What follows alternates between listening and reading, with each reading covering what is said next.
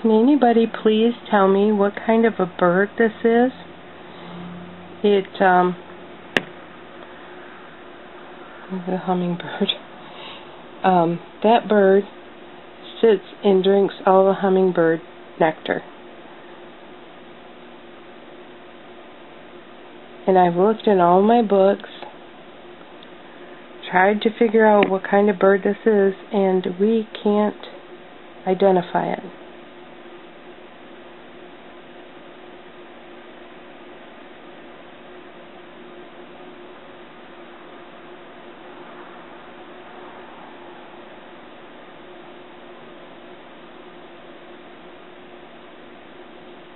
I don't see any red on him anywhere. I thought maybe he's part of the woodpecker family, but I don't know birds well enough to identify.